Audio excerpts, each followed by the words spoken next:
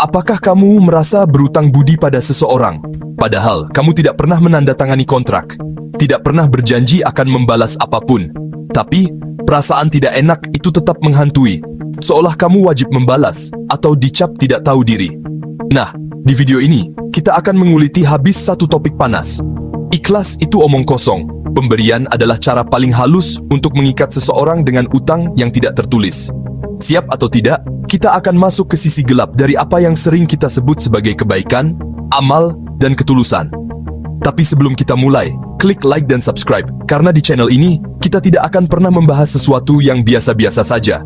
Kita bongkar realitas, tanpa sensor. Yuk, kita mulai.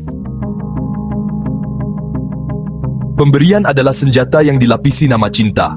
Banyak orang memberi, tapi sedikit yang benar-benar jujur soal kenapa mereka memberi. Orang tua memberi anaknya makan dan pendidikan. Pasangan memberi hadiah. Teman mentraktir kopi. Atasan memberi bonus. Bahkan guru memberi ilmu. Tapi, apakah semua itu benar-benar lahir dari ruang kosong bernama keikhlasan? Atau jangan-jangan, ada harapan tersembunyi yang tidak pernah diucapkan? Harapan agar dihargai, dikenang, dibalas, atau minimal tidak dilupakan.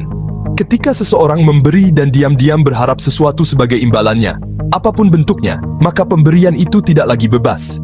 Ia telah menjadi senjata sosial. Dan ironisnya, senjata itu dibungkus dengan kata kasih sayang, kebaikan, dan tulus. Utang budi adalah kontrak sosial tak tertulis. Lihatlah bagaimana budaya kita memandang balas budi. Jangan jadi kacang lupa kulit. Ingat ya, dia yang bantu kamu waktu susah. Jangan pernah lupakan jasa orang. Apakah kamu tahu? Itulah hukum sosial paling tua yang berjalan tanpa perlu pengesahan dari DPR atau Mahkamah Agung. Sekali kamu menerima sesuatu, maka kamu telah secara tidak sadar menandatangani kontrak utang budi.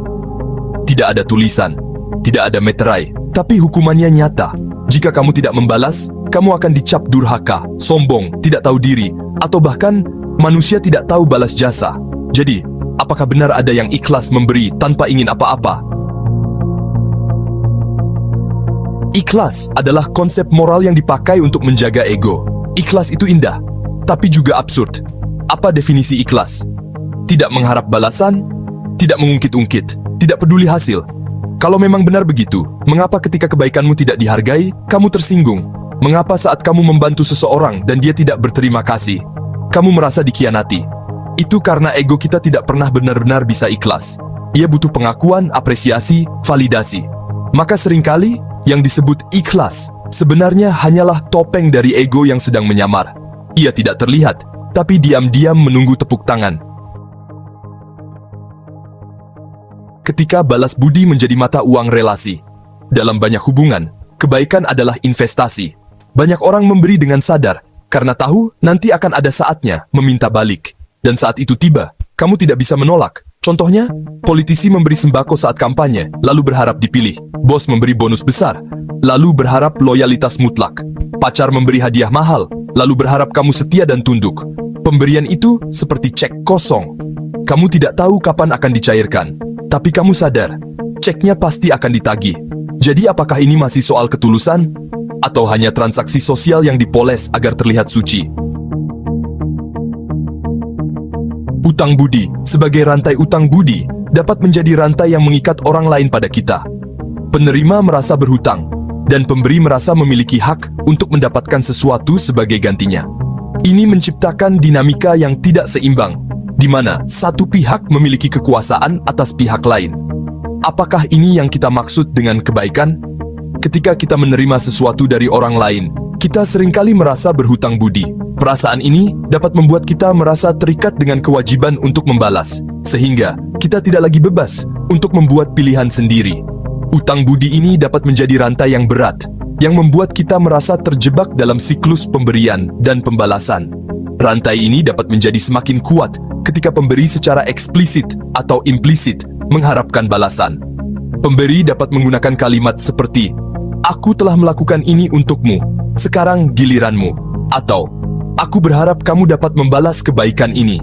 Ini menciptakan tekanan pada penerima untuk membalas, sehingga mereka merasa terpaksa untuk melakukan sesuatu yang tidak mereka inginkan.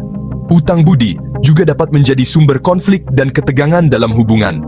Ketika penerima merasa tidak mampu membalas kebaikan dengan seimbang, mereka dapat merasa bersalah atau tidak cukup. Sementara itu, pemberi dapat merasa kecewa atau tidak dihargai jika balasan yang mereka terima tidak sesuai dengan harapan mereka. Dalam beberapa kasus, utang budi bahkan dapat menjadi alat untuk memanipulasi orang lain. Pemberi dapat menggunakan utang budi sebagai cara untuk membuat penerima merasa terikat dan kemudian memanfaatkan perasaan itu untuk mendapatkan apa yang mereka inginkan. Ini dapat terjadi dalam hubungan yang seharusnya dibangun atas dasar kepercayaan dan kasih sayang, seperti hubungan keluarga atau persahabatan. Jadi, apakah kita sadar bahwa utang budi dapat menjadi rantai yang mengikat kita dan orang lain?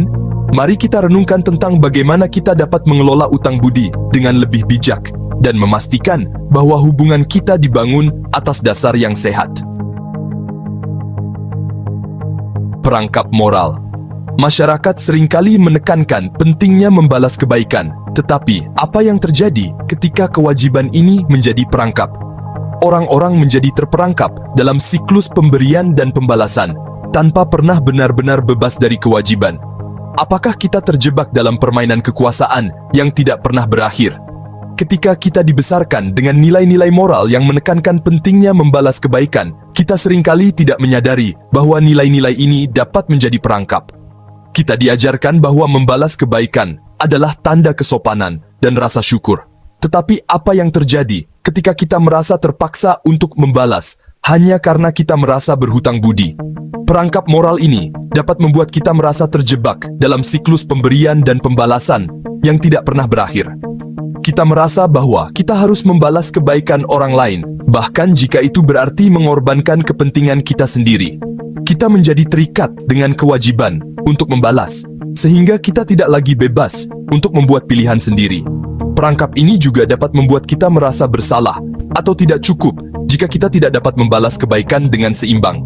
Kita merasa bahwa kita telah gagal dalam kewajiban moral kita, sehingga kita menjadi tertekan dan stres. Ini dapat mempengaruhi hubungan kita dengan orang lain, karena kita menjadi lebih fokus pada membalas kebaikan daripada membangun hubungan yang sehat. Dalam beberapa kasus, perangkap moral ini dapat menjadi alat untuk memanipulasi orang lain. Orang lain dapat menggunakan rasa bersalah atau kewajiban kita untuk membalas kebaikan sebagai cara untuk mengontrol kita. Mereka dapat membuat kita merasa bahwa kita berhutang budi kepada mereka, sehingga kita menjadi terikat dengan kewajiban untuk membalas. Jadi, apakah kita sadar bahwa perangkap moral ini dapat mempengaruhi hubungan kita dengan orang lain? Mari kita renungkan tentang bagaimana kita dapat mengelola kewajiban moral kita dengan lebih bijak dan memastikan bahwa kita tidak terjebak dalam perangkap yang tidak sehat. Dampak pada hubungan kewajiban balas budi dapat merusak hubungan yang seharusnya dibangun atas dasar kepercayaan dan kasih sayang. Ketika pemberian diwarnai dengan harapan balas jasa, hubungan menjadi transaksional dan kehilangan esensi sebenarnya. Apakah kita lebih peduli dengan apa yang kita dapatkan daripada apa yang kita berikan? Ketika kita memasuki suatu hubungan, kita seringkali memiliki harapan bahwa hubungan itu akan dibangun atas dasar kepercayaan, kasih sayang, dan saling menghargai. Namun, ketika kewajiban balas budi menjadi bagian dari hubungan, dinamika hubungan dapat berubah secara signifikan. Pemberian dan penerimaan menjadi lebih transaksional, di mana kita memberikan sesuatu dengan harapan mendapatkan sesuatu sebagai gantinya. Dalam hubungan yang sehat, pemberian dan penerimaan seharusnya dibangun atas dasar keinginan untuk membantu dan mendukung satu sama lain, bukan karena kewajiban atau harapan balas jasa. Namun, ketika kewajiban balas budi menjadi bagian dari hubungan, kita dapat mulai merasa bahwa kita hanya memberikan sesuatu karena kita harus, bukan karena kita ingin. Ini dapat mempengaruhi kualitas hubungan kita dengan orang lain. Ketika kita merasa bahwa kita hanya memberikan sesuatu karena kewajiban, kita dapat menjadi kurang antusias dan kurang peduli dengan kebutuhan orang lain. Kita juga dapat merasa bahwa kita tidak dihargai atau tidak diakui, sehingga kita menjadi lebih fokus pada apa yang kita dapatkan daripada apa yang kita berikan. Dalam beberapa kasus, kewajiban balas budi bahkan dapat menyebabkan konflik dan ketegangan dalam hubungan. Ketika kita merasa bahwa kita tidak mendapatkan balasan yang seimbang, kita dapat menjadi marah atau kecewa. Ini dapat mempengaruhi komunikasi kita dengan orang lain, sehingga kita menjadi lebih defensif dan kurang terbuka. Jadi, apakah kita sadar bahwa kewajiban balas budi dapat mempengaruhi hubungan kita dengan orang lain? Mari kita renungkan tentang bagaimana kita dapat membangun hubungan yang lebih sehat dan lebih seimbang, di mana pemberian dan penerimaan dibangun atas dasar kepercayaan dan kasih sayang, bukan kewajiban atau harapan balas jasa. Kebaikan sebagai alat dominasi halus. Salah satu bentuk kekuasaan paling halus adalah membuat orang berutang budi kepadamu. Karena saat seseorang merasa berutang budi, mereka akan sulit menolak, takut melawan, canggung berkata jujur. Ini adalah bentuk dominasi psikologis yang sangat efektif. Tidak pakai kekerasan, tapi membuat orang patuh. Dan yang paling kejam adalah ketika kamu membuat orang percaya bahwa mereka harus bersyukur, bukan hanya membalas. Mereka akan menyembahmu secara halus. Mereka akan merasa kamu malaikat dalam hidup mereka. Padahal, kamu hanya memberi untuk menciptakan ketergantungan. Apakah kita masih mau percaya ikhlas? Sekarang kamu tahu, ikhlas adalah mitos yang dibesarkan oleh budaya. Ia indah dalam teori, tapi hancur di lapangan. Dan mungkin, satu-satunya bentuk ikhlas yang nyata adalah memberi kepada orang yang tidak pernah tahu siapa pemberinya. Tanpa nama, tanpa jejak, tanpa balasan. Tapi pertanyaannya, beranikah kita memberi dan benar-benar melupakan?